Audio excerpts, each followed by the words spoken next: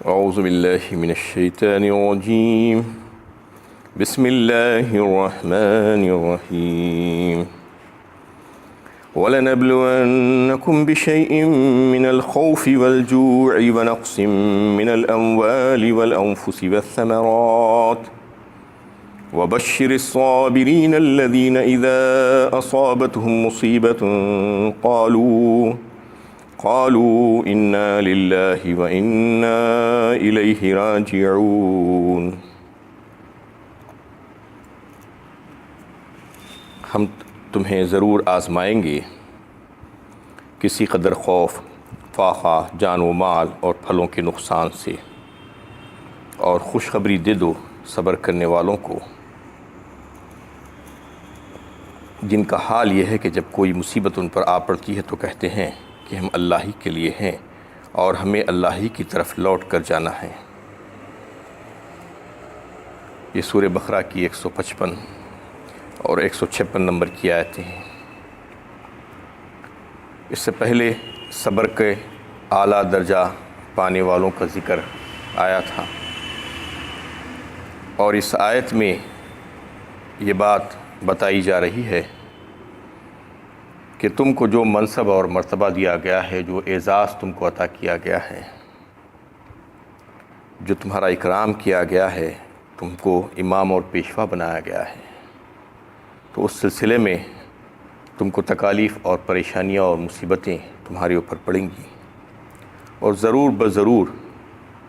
تم آزمائے جاؤ گے۔ ایسا نہیں ہے کہ آزمائش کے بغیر تم چھوڑ دیے جاؤ گے، بلکہ آزمائش میں تم مبتلا کیے جاؤ گے کسی قدر دشمن کے خوف سے، اور پھر بھوک کی تکلیف سے،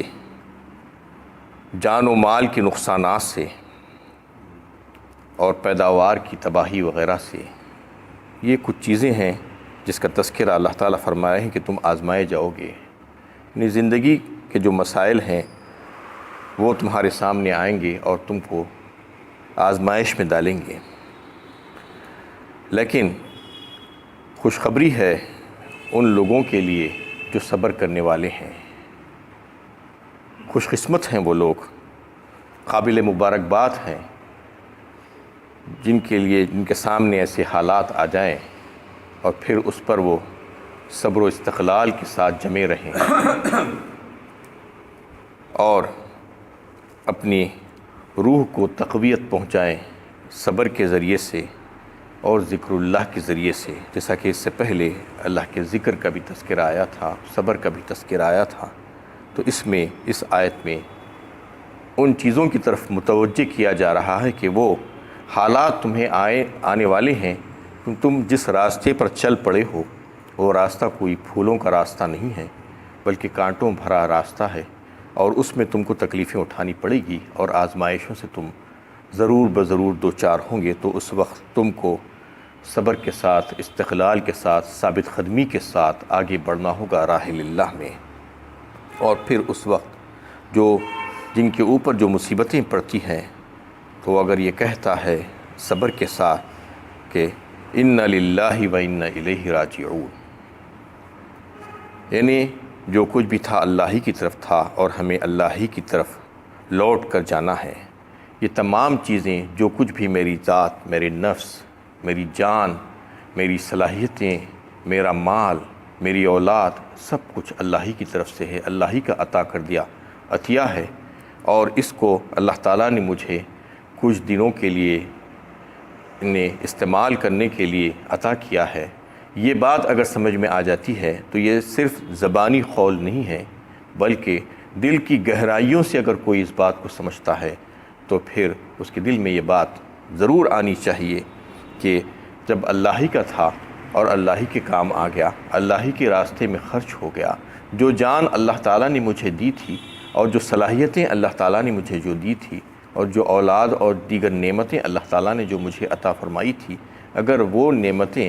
اس ہی جو ہے محسن اور منعم کے راستے میں کام آ گئی تو وہ سب سے زیادہ اچھی اور بہترین ہو سکتی ہے، بجائے اس کے کہ ادھر یا ادھر کام آ جائے۔ تو یہ بات اس کے ذہن نشین کرانا چاہ رہے ہیں اللہ تعالیٰ کہ یہ ساری نعمتیں تم کو جو دی گئی ہیں وہ اللہ ہی کی طرف سے ہے۔ تم کو اس بات کا لحاظ ہمیشہ رہنا چاہیے، اور تم اس معاملے میں اس وقت جب تمہارے اوپر مصیبت آ پڑے، آزمائشوں کا دور تمہارے اوپر سے گزرے، تو پھر ثابت قدمی سے تم جو ہے اس کا مقابلہ کرنا تو پھر قابل مبارکباد ہیں، اور تمہارے لیے خوشخبریاں ہیں اس میں۔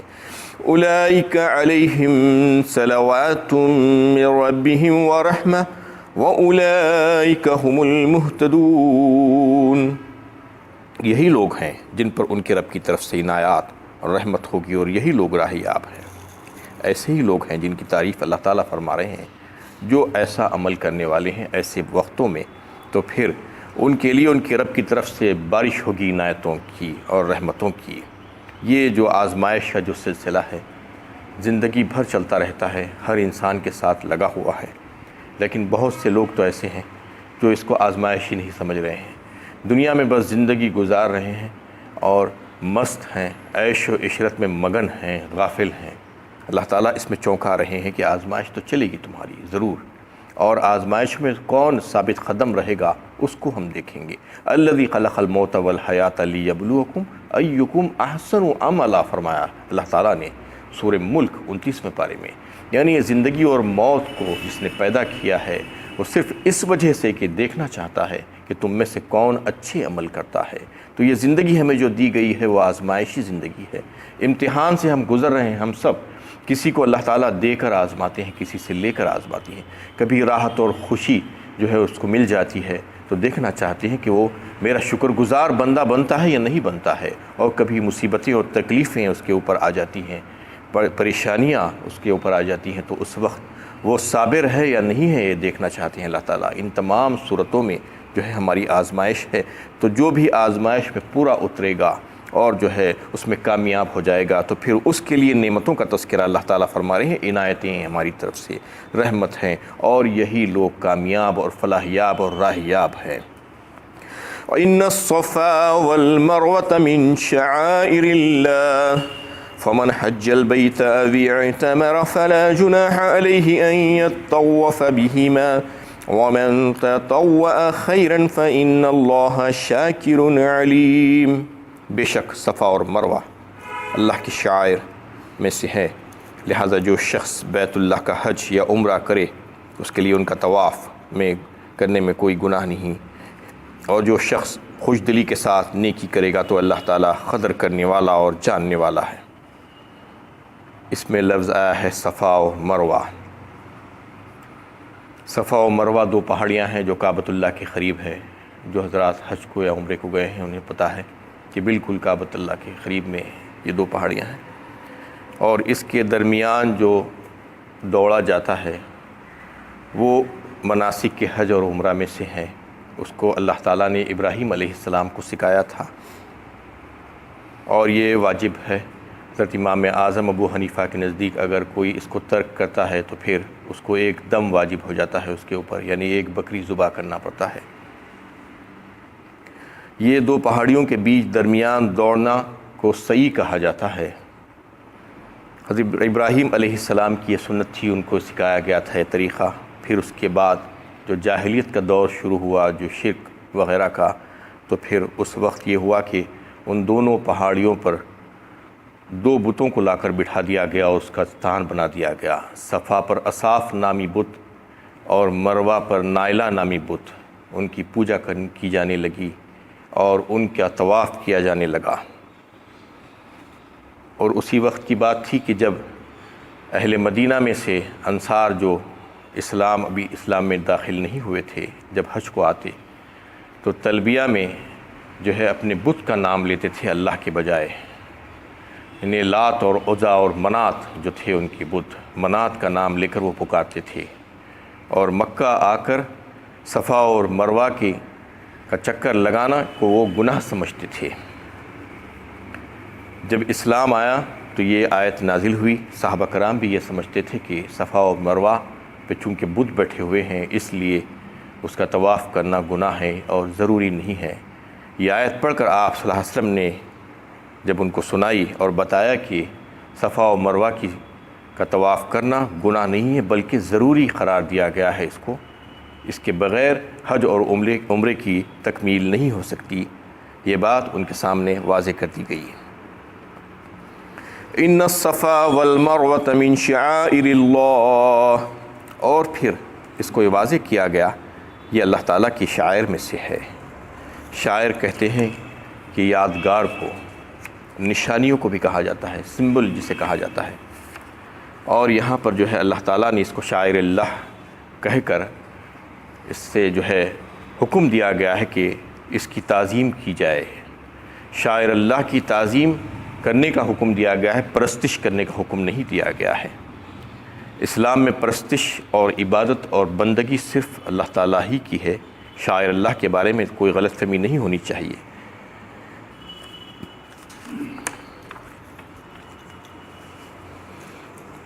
ان الذين يكتمون ما انزلنا من البينات والهدى من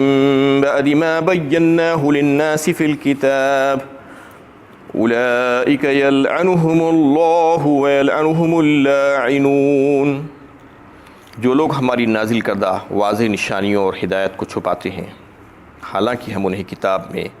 کتاب میں لوگوں کے لیے بیان کر چکے ہیں، یقین جانو اللہ ان پر لعنت کرتا ہے اور تمام لعنت کرنے والے بھی ان پر لعنت بھیجتے ہیں۔ اس میں اللہ تعالیٰ ان یہودیوں کا تذکرہ فرما رہے ہیں جن کا قصور اور جرم یہ تھا کہ اللہ تعالیٰ کی نازل کردہ جو ہدایت تھی، جو کتاب اللہ تعالیٰ نے آسمان سے نازل فرمائی تھی، اس کو وہ چھپاتے تھے عوام الناس سے، یعنی اس کو محدود کر دیا گیا تھا ایک مخصوص طبقے کی حد تک۔ ان کے احبار و رہبان جو تھے، جو مذہبی پیشوا جو تھے، صرف اس کو پڑھتے تھے، اور دوسرے لوگ تو درکنار ان کے خود کے جو لوگ تھے عوام الناس، ان کو بھی اس کی ہوا لگنے نہیں دیتے تھے۔ اس کی وجہ سے یہ ہوا کہ ان میں جب جہالت کی وجہ سے گمراہی پھیلنی شروع ہو گئی اور بدعتوں کا رواج ہو گیا، جو بات نہیں تھی وہ بات، وہ کام کو کرنے لگے وہ عوام، تو اپنی مقبولیت کو برقرار رکھنے کے لیے وہ جو لوگ تھے ان کے بڑے علماء، وہ نہ صرف ان کو روکا نہیں بلکہ ان کی اصلاح بھی نہیں کی کہ اس کو جو ہے جواز اور سنت بنا کر اپنے قول اور عمل سے ان کے سامنے پیش کر دیا کہ یہی بات صحیح ہے۔ ان کا تذکرہ فرما کر اللہ تعالیٰ فرما رہے ہیں کہ یہ انتہائی غلط بات اور جرم تھا اور قصور تھا ان کا، امت مسلمہ کو ایسا کبھی بھی نہیں کرنا چاہیے۔ لیکن کیا بدقسمتی ہے کہ آج امت مسلمہ کی اکثر علماء سو جسے کہا جاتا ہے، اور کئی ایک مشائخ جو لوگوں کو بدعتیں کرتے ہوئے دیکھتے ہیں، شرکیہ اعمال کرتے ہوئے دیکھتے ہیں کہ کیسے کیسے عمل لوگ کر رہے ہیں جو قرآن اور سنت سے کہیں پر بھی ثابت نہیں ہے، اسلام کا اس سے دور دور کا تعلق بھی نہیں ہوتا ہے۔ یہی محرم کا مہینہ لیجئے یا ربیع الاول کا مہینہ ہے، میلاد کے نام پہ یا کسی اور چیز کے نام پر مختلف قسم کے کام آج امت مسلمہ کے لوگ کرتے ہوئے نظر آتے ہیں جس کا اسلام سے کوئی تعلق نہیں ہے۔ اس کے باوجود یہ لوگ اس کو روکنا نہیں چاہتے۔ یہ بالکل یہودی علماء کی طرح ہو گیا ہے ان کا حال، جبکہ ان کو منع کیا گیا تھا ایسی چیزوں سے، اور وہ خرابی بتا کر بتائی گئی تھی بات کہ تم لوگ ایسا نہیں کرنا، تمہاری یہ ذمہ داری ہے کہ لوگ اگر غلط کام کریں جو قرآن اور سنت کے خلاف ہے، جو اگر بدعتیں ہیں، تو پھر ان کو اس سے روکنا چاہیے، کیونکہ یہ گمراہی ہے اور گمراہی کا ٹھکانہ آگ ہے، اس کے سوا اور کچھ نہیں ہے۔ اس میں یہ بات واضح کر دی گئی کہ تم کو جو ذمہ داری اللہ تعالیٰ نے جو عطا کی ہے کہ اللہ تعالیٰ کی نازل کردہ ہدایات کو انسانیت تک پہنچانا تمہاری ذمہ داری ہے۔ جو امت کو جو اللہ تعالیٰ نے جو ذمہ داری اور منصب عطا کیا ہے، تو اس کو اپنی ذمہ داری کا احساس ہونا چاہیے، اور اگر کوئی اس کو چھپاتا ہے تو اس کا مطلب یہ ہے کہ وہ بخیل جو اپنا مال چھپاتا ہے بالکل اسی طریقے سے ہے، اور اس پر اللہ تعالیٰ کی طرف سے سخت وعید ہے۔ اللہ تعالیٰ ایسے لوگوں پر جو علم کو چھپاتے ہیں، بتانا نہیں چاہتے، لعنت فرماتے ہیں، اور تمام لعنت کرنے والے لوگ بھی اس پر لعنت کرتے ہیں۔ اور ایک حدیث ہے، فرمایا رسول اللہ صلی اللہ علیہ وسلم نے، من سئل عن علم یعلمہ فکتمہ الجمع اللہ یوم القیامہ بلجام من النار، یعنی جو کوئی جس سے کوئی بات پوچھی گئی اور اس کا علم اس کے پاس تھا لیکن پھر بھی اس نے اس کو چھپایا، نہیں بتایا، تو بروز قیامت اللہ تعالیٰ اس کو اس کے منہ میں آگ کی لگام دیں گے۔ یہ کون سا علم ہے اور کس کے اوپر یہ ذمہ داری ڈالی گئی ہے؟ ہر کس و ناکس کے اوپر نہیں ہے۔ جس کو علم ہے، سچا علم ہے، اور وہ اگر چھپاتا ہے تو پھر اس کے لیے یہ سخت وعید ہے، اور جس کو علم نہیں ہے اس کو یہ جرت کبھی بھی نہیں کرنی چاہیے۔ ایسا بھی ہوتا ہے کہ بسا اوقات لوگ آج مذاق بنا لیے ہیں دین کا، یعنی جو چاہے کہتے ہیں بیٹھ کر، کچھ بھی علم نہیں ہے لیکن مسائل پر گفتگو ہوتی ہے، احکامات پر گفتگو ہوتی ہے، اور کہتے ہیں کہ یہ کیسے وہ کیسے، ایسی باتیں کہنے والا اور ایسی باتیں لوگوں کو بتانے والا، مطلب یہ ہے کہ وہ لوگوں کو گمراہ کر رہا ہے، اور گمراہ کرنے کی بہت بڑا جو ہے عذاب اس کے اوپر آ جائے گا۔ تو ایسے لوگوں کے لیے ذمہ داری نہیں ہے، بلکہ جس کے پاس علم ہے وہ علم کو، سچے علم کو جو ہے پہنچا دینا چاہیے، اور علم بھی کیسا علم جو قرآن اور سنت میں بالکل واضح ہے، اس کی یہ سخت وعید ہے۔ جو قرآن اور سنت میں واضح نہیں ہے، بعض چیزیں ایسی ہیں جو مبہم رکھی گئی ہے، جن میں جو ہے تحقیق کی ضرورت پڑتی ہے، جن میں اجتہاد کی ضرورت پڑتی ہے، وہ سارے علم کی بات یہاں پر نہیں ہو رہی۔ جو بالکل واضح بیان کر دیا گیا ہے اس کو چھپانا نہیں چاہیے کسی بھی مسلک کے تحت، چاہے آپ کا اس میں فائدہ ہوتا ہو یا نقصان ہوتا ہو، اس کو بالکل واضح طور پر جو ہے ظاہر کر دینا چاہیے، اور جو بات واضح نہیں ہے اس کو جو ہے اس کو نہیں کہنا ہے۔ اور اس کے علاوہ بھی جو باتیں باریک باریک ہیں، جو دقیق مسائل ہیں، جو عام طور پر امت جو ہے نہیں سمجھ سکتی، اس سے بھی جو ہے اجتناب کرنا چاہیے، کیونکہ وہ چیز ضروری نہیں ہے ہر کس و ناقص کے لیے، ہر ایک کے لیے۔ جو چیز ضروری ہے، جو ضروری موٹے موٹے احکامات ہیں، وہ بیان کر دینا۔ اس کے لیے جو ہے بات واضح کی گئی ہے کہ تم ایسی حدیثیں لوگوں کے سامنے مت سناؤ جو تشریح طلب ہوتی ہیں، اور جس کو سن کر لوگ غلط فہمی کا شکار ہو جائیں گے، جس کی وجہ سے وہ جو ہے گمراہی کا شکار ہو سکتی ہے۔ حضرت عبداللہ ابن مسعود رضی اللہ تعالیٰ عنہ اس حدیث کو جو ہے روایت کی ہیں کہ ایسی حدیثیں نہیں سنانا چاہیے۔ حضرت علی کرم اللہ وجہہ نے بھی جو ہے اس بات کی طرف اشارہ کیا کہ لوگوں کی عقل اور جو ہے ان کے فہم کے متعلق جو ہے دیکھو، اور اتنا ہی علم ان کو سمجھاؤ، اس سے زیادہ علم ان کے سامنے مت رکھو، کیونکہ اگر وہ نہیں سمجھیں گے، غلط فہمی کا شکار ہو جائیں گے تو گمراہ ہو جائیں گے اور اس پر عمل نہیں کر سکیں گے۔ یہی وجہ ہے کہ اللہ کے نبی صلی اللہ علیہ وسلم بھی جو ہے لوگوں کو ان کے حساب سے سمجھایا کرتے تھے، کہ ان کی عقل اور تمیز کو دیکھ کر کہ وہ کس بات کو سمجھتے ہیں تو اتنا ہی علم ان کو دیتے تھے۔ جو ہے صحابہ، آپ کے ساتھ رہنے والے صحابہ تھے، ان کو زیادہ علم دیا جاتا تھا۔ وآخر دعوانا ان الحمد للہ رب العالمین۔